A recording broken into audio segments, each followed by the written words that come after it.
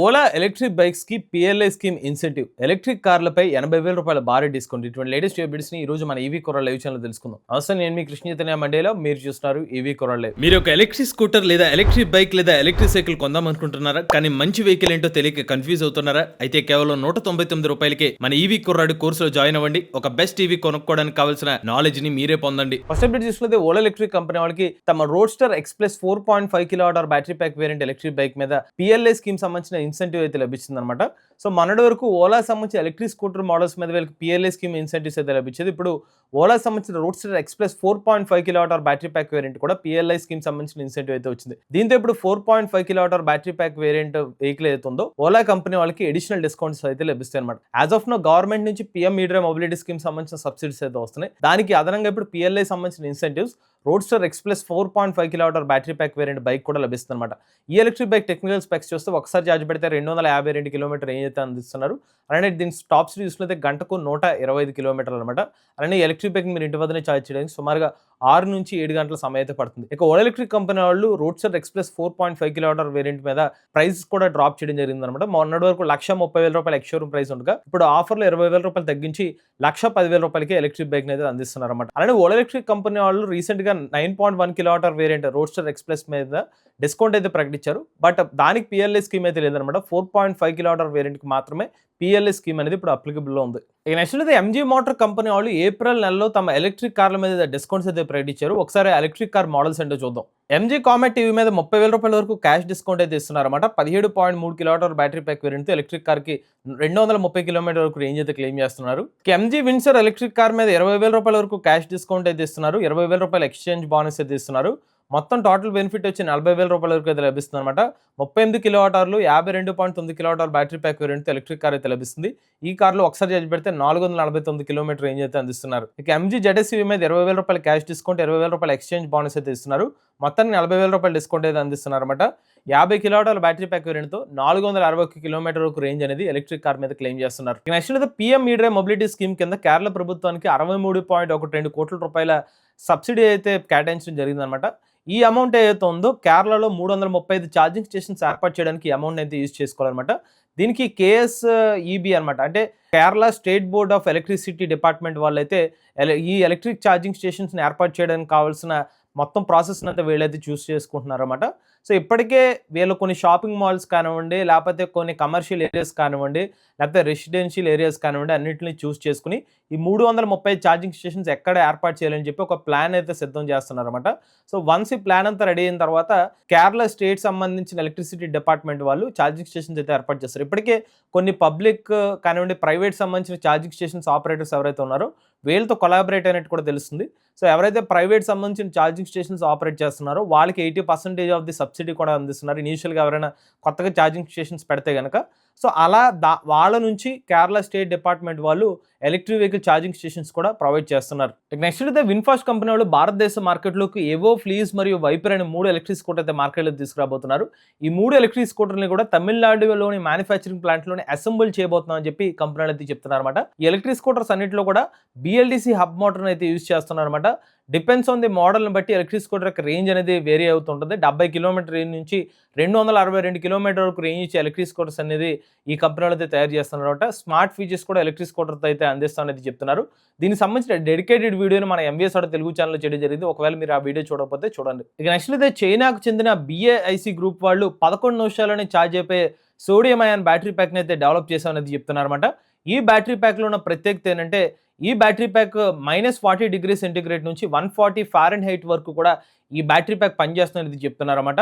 So అత్యంత ఎక్కువ degree centigrade నుంచి చాలా లో టెంపరేచర్స్లో కూడా ఈ బ్యాటరీ ప్యాక్స్ బాగా వర్క్ చేస్తాయని అయితే కంపెనీలు అయితే హైలైట్ చేస్తున్నారు. ముఖ్యంగా ఎలక్ట్రిక్ కార్ల కోసం ఈ బ్యాటరీ ప్యాక్ని అయితే డెవలప్ చేసామని అయితే కంపెనీలు అయితే చెప్తున్నారు అనమాట. అలానే ఈ ఎలక్ట్రిక్ వెహికల్ బ్యాటరీ ప్యాక్లో ఉన్న మరొక ప్రత్యేకత ఏంటంటే దీని యొక్క లైఫ్ టైం కూడా ఎక్కువ వస్తుందని అయితే చెప్తున్నారు. బట్ ఇక్కడ ఒక లిమిటేషన్ కూడా ఉందన్నమాట. దీని యొక్క ఎనర్జీ డెన్సిటీ కేవలం 170 Wh/kg వరకు మాత్రమే ఉంటుందని చెప్తున్నారు. సాధారణంగా మనకి lithium ion battery pack NMC chemistry యొక్క ఎనర్జీ డెన్సిటీ 270 Wh/kg వరకు ఎనర్జీ డెన్సిటీ అయితే ఉంటుంది. సో ఎనర్జీ డెన్సిటీ తక్కువ ఉండడం వల్ల ఈ బ్యాటరీ యొక్క వెయిట్ కూడా పెరిగే అవకాశం అయితే ఉంటుంది అనమాట. అలానే ఈ బ్యాటరీ ప్యాక్ 4C రేటింగ్తో ఫాస్ట్గా కూడా ఛార్జ్ అవుతాయని అయితే చెప్తున్నారు. 2026 సంవత్సరంలో ఈ బ్యాటరీ ప్యాక్ ని అఫీషియల్ గా ఈవీస్ లో తీసుకొస్తానని అయితే ప్రకటించారు. ఇక నెక్స్ట్ అయితే సైన్స్ ఫిక్షన్ మూవీలో చూస్తున్న విషయాలు ఇప్పుడు నిజం కాబోతున్నాయి అనమాట. చైనాకి చెందిన ఎస్ఏఐసి మోటార్ కంపెనీ వాడు నాంగా #1 అనే ఒక అటానమస్ రోబోట్ ని ఈవీ మ్యానుఫ్యాక్చరింగ్ లో అయితే యూజ్ చేస్తున్నారన్నమాట. ఈ రోబోట్ ఏం చేస్తుందంటే బ్యాటరీ మ్యానుఫ్యాక్చరింగ్ ప్రొడక్షన్ లో అయితే యూజ్ చేస్తారనమాట. సో దీనివల్ల ఏంటంటే ముఖ్యంగా కొన్ని బ్యాటరీస్ రిలేటెడ్ మ్యానుఫ్యాక్చరింగ్ ప్లాంట్ లో మనుషులు వర్క్ చేస్తే కొంచెం కష్టంగా ఉంటుందన్నమాట. సో దాని ప్లేస్ లో ఇప్పుడు రోబోట్ ని పెట్టడం వల్ల 0.1 mm యాక్యురసీతో ఈ రోబోట్ అయితే పనిచేస్తుందని చెప్తున్నారు. అలానే 24/7 అయితే ఈ రోబోట్ అయితే వర్క్ చేస్తుందని చెప్తున్నారు. ఈ రోబోట్ రూపం పరంగా చూసుకున్నట్లయితే దీనికి కాళ్ళు ప్లేస్ లో అయితే మనకి చక్రాలు అయితే ఉంటాయన్నమాట. సో అత్యంత కష్టమైన పనులు కూడా ఈ రోబోట్ అయితే చేయగలుగుతుందని చెప్తున్నారు. సైజ్ కూడా కంపేర్డ్ విత్ రెగ్యులర్ గా చేసే రోబోట్స్ తో పోల్చుకున్నట్లయితే ఈ రోబోట్ 85% వరకు తక్కువ ప్రదేశాన్ని అయితే యూజ్ చేసుకుని అయితే వర్క్ అయితే చేయగలుగుతుందని చెప్తున్నారు అనమాట. సో మ్యానుఫ్యాక్చరింగ్ అబిలిటీని ఇంకా బెటర్ గా ఇంప్రూవ్ చేయడం కోసం, ఎక్కువ ప్రొడక్షన్ ని చేయడం కోసం, అలానే మనుషులకు సంబంధించిన రక్షణని పెంచడం కోసం ఈ ఎస్ఐసి మోటార్ కంపెనీ వాళ్ళు ఈ నిర్ణయం తీసుకున్నట్టుగా చెప్తున్నారు. ఇక నెక్స్ట్ అయితే చైనా ప్రభుత్వం ఒక సంచలన నిర్ణయం తీసుకోవడం జరిగిందనమాట. ఇక మీదట ఏప్రిల్ నెల నుంచి కొత్తగా తయారు చేసే ఎలక్ట్రిక్ వెహికల్ బ్యాటరీ ప్యాక్స్ ఏదైతే ఉన్నాయో ప్రతి బ్యాటరీ ప్యాక్ మీద ఒక సీరియల్ నెంబర్ అయితే ఇస్తారు. అంటే ఈ బ్యాటరీ ప్యాక్ ని వీళ్ళు ట్రేస్ చేస్తారు అనమాట. ప్రాపర్ గా ఎలక్ట్రిక్ వెహికల్ బ్యాటరీ ప్యాక్ ని రీసైకిల్ చేస్తున్నారా లేదా అనే ఒక కాన్సెప్ట్ తో ఈ నిర్ణయం అయితే తీసుకున్నారన్నమాట. సో ఈ నిర్ణయంతో పాటుగా ప్రతి ఎలక్ట్రిక్ వెహికల్ మ్యానుఫ్యాక్చరర్ ఎవరైతే ఉన్నారో దీనికి బాధ్యతనైతే తీసుకోబోతున్నారు. మ్యానుఫ్యాక్చరర్ ఒక లిథియం అయాన్ సంబంధించిన రీసైక్లర్తో టైప్ అవుతారనమాట. ఎప్పుడైతే ఒక వెహికల్ని సేల్ చేశారో సేల్ చేసిన తర్వాత దాన్ని ఒకవేళ ఎవరైనా కస్టమర్ డంప్ చేస్తే దాన్ని ప్రాపర్గా రీసైకిల్ చేశారో లేదో అనే బాధ్యతనైతే కంపెనీ వాళ్ళు అయితే చూసుకోబోతున్నారు. దానికోసం ఇప్పుడు చైనా దేశం వాళ్ళు ఒక లాని అయితే తీసుకొచ్చారు. ఈ లాలో భాగంగా ఏప్రిల్ 1వ తారీఖు నుంచి తయారు చేస్తున్న ప్రతి ఎలక్ట్రిక్ వెహికల్ బ్యాటరీ ప్యాక్ మీద సీరియల్ నెంబర్ అయితే ఉండబోతుంది. ఇక నెక్స్ట్ అయితే భారతదేశ క్యాపిటల్ రీజన్ ఎన్సీఆర్టీసీలోని ఆనంద్ విహార్ అనే ఒక ప్రాంతంలో 10 హై వోల్టేజ్ ఛార్జింగ్ స్టేషన్ అయితే ఏర్పాటు చేశారనమాట. ఈ ఛార్జింగ్ స్టేషన్ కెపాసిటీ వచ్చి 480 కిలోవాట్ల కింద అయితే ఉంది. ఎట్ ఏ టైం ఒక 10 ఎలక్ట్రిక్ వెహికల్స్ అయితే ఛార్జింగ్ పెట్టుకునే విధంగా అయితే డీసీ ఫాస్ట్ ఛార్జింగ్ స్టేషన్ అయితే ఏర్పాటు చేస్తున్నట్టు చెప్తున్నారు. ఒక్కొక్క ఎలక్ట్రిక్ వెహికల్ ఛార్జ్ చేయడానికి 30 నిమిషాలు అయితే టైం పడుతుందని చెప్తున్నారు. సో ఈ ఛార్జింగ్ స్టేషన్స్ ఎవరైనా యూజ్ చేసుకోవాలనుకుంటే కనుక ఎలక్ట్రిఫై అనే ఒక యాప్ని అయితే ఇన్స్టాల్ చేసుకుంటే దాని ద్వారా అయితే ఈ పర్టికులర్ ఛార్జింగ్ స్టేషన్స్ అయితే యూటిలైజ్ చేసుకోవచ్చు అనేది చెప్తున్నారు. ముఖ్యంగా క్యాపిటల్ రీజన్లో ఈ ఎలక్ట్రిక్ వెహికల్ యొక్క ఆదరణ పెరుగుతుండటంతో ఈవీ సంబంధించిన ఛార్జింగ్ డిమాండ్ కూడా పెరుగుతుంది కాబట్టి ఈ పర్టికులర్ ఛార్జింగ్ స్టేషన్ ఏర్పాటు చేసినట్టు తెలుస్తుంది. నెక్స్ట్ అయితే అమెరికా ఈవీ ఇండస్ట్రీకి ఒక ఎదురు దెబ్బ అయితే తగిలిందనమాట. అసలు విషయం ఏంటంటే అమెరికాలోని ప్రీవియస్ గా గవర్నమెంట్స్ కొన్ని రాయితీలు అయితే ఇచ్చారు అనమాట. ఈ రాయితీ ఏంటంటే $7,500 వరకు ఎలక్ట్రిక్ వెహికల్ కొనుగోలు చేస్తే ట్యాక్స్ సంబంధించిన క్రెడిట్ అయితే ఇచ్చారు. సెప్టెంబర్ 2020 సంవత్సరంలో ట్రంప్ ప్రభుత్వం దీన్ని నిలిపేయడం జరిగింది అనమాట. దీనివల్ల కొంచెం ఇబ్బందులు అయితే ఎదురవుతున్నాయి. దీంతో జనరల్ మోటార్స్ అనే ఒక కంపెనీ వాళ్ళు తమ ఫ్యాక్టరీని తాత్కాలికంగా నిలిపివేశారు మార్చి 16వ తారీఖు నుంచి. జనరల్ మోటార్స్ కంపెనీ వాళ్ళు ఒక 4 ఎలక్ట్రిక్ వెహికల్ కంపెనీస్కి వాళ్ళ ఎలక్ట్రిక్ కార్స్ అయితే తయారు చేసేవారు అనమాట వీళ్ళ ఫ్యాక్టరీలో. ఎప్పుడైతే ఈ ట్యాక్స్ సంబంధించిన క్రెడిట్ని ఆపేయడంతో ఎలక్ట్రిక్ వెహికల్ యొక్క డిమాండ్ తగ్గిపోవడం వల్ల ఈ ప్రొడక్షన్ చేయడానికి వీలు కాలేదు. దీంతో సుమారుగా 1300 మందిని టెంపరరీ లే ఆఫ్స్ అయితే ప్రకటించినట్టుగా తెలుస్తుంది.